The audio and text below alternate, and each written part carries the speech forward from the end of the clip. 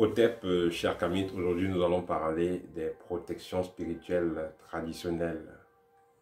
Alors, qu'est-ce que la protection spirituelle traditionnelle? Ça renvoie à quoi? Comment est-ce que cela se passe généralement quand on veut faire une protection spirituelle traditionnelle? Est-ce que ça marche réellement? Est-ce que ça aide réellement? Alors, les protections traditionnelles spirituelles, on va les réaliser en fonction des villages, en fonction des cultures, en fonction des régions. La protection qu'on fait au nord, c'est pas la même protection forcément qu'on va faire au sud. La protection qu'on va faire au sud, c'est pas forcément la protection qu'on va faire à l'ouest. Donc, ça va dépendre des régions. Alors, la protection spirituelle, qu'est-ce qu'on va utiliser? Généralement, vous allez voir, les gens vont utiliser des reliques d'animaux, des ongles d'animaux, des dents de lion et autres, des peaux de certains animaux, parfois même des carapaces de tortues. Il y a ce qu'on appelle aussi caca de tonnerre, qui est souvent utilisé pour faire des protections spirituelles. Le but de cette protection spirituelle est de donner à l'individu une vibration entre guillemets haute et de modifier sa vibration afin que les sortilèges ne puissent pas l'atteindre. Vous allez souvent entendre les gens en Afrique dire qu'ils ont le sang amer. Ça veut dire quoi? Ça veut dire que la personne a été blindée. Blindée en Afrique, c'est quoi? On prend des écorces, on prend des ossements d'animaux, des plantes, on va mélanger le tout, on va brûler. Ça va donner une poudre noire. Une poudre noire qui va être donc insérée, donc vaccinée à la personne. Mais ce n'est pas dire ici qu'on va utiliser la seringue, non. On va utiliser une lame de rasoir, on va faire des traits. Généralement, c'est à cet endroit, on va faire là, on va faire sur les épaules. Dans certains cas, on va mettre sur le front, au dos, derrière le dos, parfois on va mettre au pied. Ces protections auront donc pour but de modifier la vibration de la personne afin que soit il ne soit pas visible par les sorciers, soit son sang soit amer. C'est-à-dire que si on essaie de le manger, entre guillemets, dans la sorcellerie, il n'est pas délicieux. Mais je pense que vous qui me suivez, ceux qui ont déjà eu des attaques ou ceux qui ont eu des attaques, je pense que vous avez déjà expérimenté ce type de protection.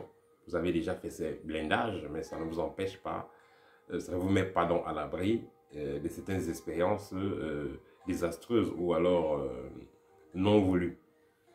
Alors, ces différentes protections qui sont fabriquées avec des reliques d'animaux et certaines plantes, ça c'est ce qu'on dit à la base qu'on met, pour ceux qui le font même réellement. Mais il y a d'autres qui vont le faire et ajouter d'autres produits qui seront même toxiques pour la santé. Mais également, ils peuvent ajouter des choses très étranges. Comme par exemple les ossements humains, ils peuvent ajouter des cheveux d'albinos et tout ça. Et ça va compliquer encore ce blindage que vous avez fait. Parce que là, il faut noter qu'à l'époque, quand on faisait des incisions, des blindages et tout, c'était les patriarches d'une lignée qui concoctaient des produits magiques qu'ils allaient donner aux gens de la lignée pour se blinder. C'était une personne qui était là pour faire les blindages globaux. Donc, c'est-à-dire que quand quelqu'un a les problèmes liés à la sorcellerie, on connaissait le mystique, le tel guérisseur du village. Lui, il avait des codes qu'il pouvait utiliser donc pour veiller, pour protéger ceux qui ont besoin d'être protégés, entre guillemets. Mais, puisque certains autres marabouts qui voulaient faire donc pareil, certains guérisseurs voulant faire pareil, n'ayant pas donc tous ces codes-là, n'ayant pas donc cette capacité de faire de pareils rituels qui auront les mêmes résultats, ils se sont donc permis donc de créer des palliatifs. C'est-à-dire que s'il y avait peut-être un ossement, ou même pas un ossement, une relique de tel ancien patriarche qui lui-même de son vivant avait dit qu'on peut utiliser ces reliques pour protéger les autres. Si donc celui qui veut donc imiter l'ancien n'a pas ces mêmes codes, il sera donc dans certains cas poussé à aller déterrer n'importe quelle tombe quelque part, prendre n'importe quel ossement quelque part pour pouvoir concocter quelque chose de pareil. Ce qui fait que celui qui a donc été incisé, celui qui a été blindé, va avoir en lui des énergies qu'il ne maîtrise pas et des énergies qui vont être même contre son propre rayonnement. Cela va nous envoyer donc aux conséquences qu'il y a quand vous avez fait certaines formes de blindage. Les conséquences que vous aurez, par exemple, vous pouvez avoir des problèmes de mari de nuit ou de femme de nuit. Parce qu'on vous a blindé, on vous a incisé, on a mis dans votre peau, dans votre sang, les produits dans lesquels on avait mis les ossements d'un homme ou d'une femme. Et cette personne-là, étant déjà décédée, se connecte à vous énergétiquement. Disons, est connectée à vous énergétiquement par ce rituel. Et cette personne commence à vous pourrir la vie parce qu'elle va vous suivre dans le plan astral et même physiquement, disons énergétiquement. D'autre part, cette personne-là avec qui vous avez été connecté sera là, disons l'esprit de la personne sera là derrière vous pour vous vampiriser parce que vous avez été connecté à cet esprit-là. Parce que quand les gens voient des produits de blindage, ils ne savent pas réellement qu'est-ce que c'est. On pense que c'est seulement des ossements, seulement des écorces. Non, il y en a qui vont plus loin. Ils veulent des choses très puissantes. Donc réellement, contact avec esprit, il n'y a pas de problème. Mais quel esprit? Est-ce que cette personne-là dont vous voulez travailler l'esprit, est-ce que de son vivant, il vous a donné le feu vert d'utiliser son esprit? Voilà la question. La plupart des cas, ils n'ont pas eu le feu vert et c'est pourquoi ça crée de sérieux problèmes. Quand une personne est décédée, elle est supposée aller dans d'autres plans pour passer à d'autres, pour faire d'autres formes d'expérience. Mais pas qu'elle va être là comme votre esclave, toujours 24/24 à veiller sur vous. Ce n'est pas ça. Celui qui est décédé peut vous assister pendant un moment, quand vous avez des difficultés pendant un moment, dans les cas extrêmes, parce que vous avez vous-même la capacité de résoudre vous-même vos propres problèmes. Donc, c'est ce qui est important de noter.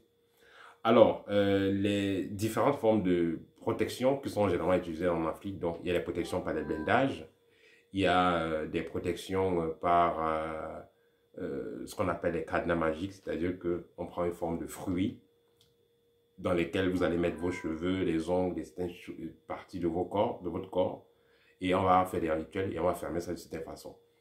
Il y a un autre rituel, il y a des rituels qui se font avec, de protection se font avec des arbres, avec des pierres. On vous travaille sur une pierre ou sur une plante, sur un arbre, donc un vieil arbre. Il y a des rituels qui vont se faire de protection également qui se font avec des animaux. Avec des animaux. C'est-à-dire qu'on va vous travailler avec la relique d'un animal, pour vous donner le totem d'un animal, entre guillemets. Ça, c'est ce que les gens font aussi pour les protections traditionnelles. Mais il est clair de noter que si ce totem animalier qu'on vous a donné là, s'il décède en forêt, automatiquement vous allez décéder physiquement. Et votre conscience va rester, voilà. Si vous êtes mort, autant pour moi, si vous êtes mort, votre conscience ira dans cet animal-là. Donc ce n'est pas tellement adéquat. Et toutes ces formes de protection, en fait, ce sont des raccourcis. Parce qu'on essaie d'analyser les choses, allez voir qu'il y a beaucoup qui n'ont jamais fait ce type de protection-là. Mais ils ont une vie heureuse, la vie est belle et ils n'ont même pas de problème spirituel. Justement parce que ces gens-là vivent d'une certaine façon. Ils appliquent certains principes, ce qui fait qu'ils vivent certains types d'expériences. Mais vous ne faites aucun développement spirituel et vous sautez tout simplement sur les protections ancestrales. Ça ne va pas réellement vous aider. Parce que le but de notre venue sur Terre est de se développer spirituellement et de veiller à ce que notre conscience puisse être éveillée avec un développement personnel. Mais quand vous prenez des écorces, vous mettez dans la peau, ça ne vous développe pas. Vous allez vous faire blinder, entre guillemets, ça ne vous développe pas. Qu'est-ce qui va vous développer? Des méditations, le travail sur vos centres énergétiques, l'augmentation constante de votre taux vibratoire. Voilà ce qui transforme réellement la vie d'un individu au niveau spirituel. Voilà, je pense que j'ai donné les points essentiels. Et une autre conséquence qu'on oublie souvent sur les protections spirituelles traditionnelles, c'est que ces protections traditionnelles-là peuvent engendrer à la longue des morts mystiques dans des familles. Quelqu'un qui meurt bizarrement et tout parce que justement le papa ou le grand-papa est allé chercher un python ou un serpent pour protéger la famille entre guillemets. Et ce serpent-là va manger quoi? Voilà la question. Au moment donné, ce serpent-là va se retourner contre celui qui a pris cet esprit-là ou contre les membres de la famille de la personne et demander des sacrifices à faire. Voilà, c'est pourquoi il faudra faire très attention à ce que vous prenez comme protection. Parce qu'on nous a toujours menti, on nous a toujours fait comprendre que l'être humain sans protection, entre guillemets, n'est rien.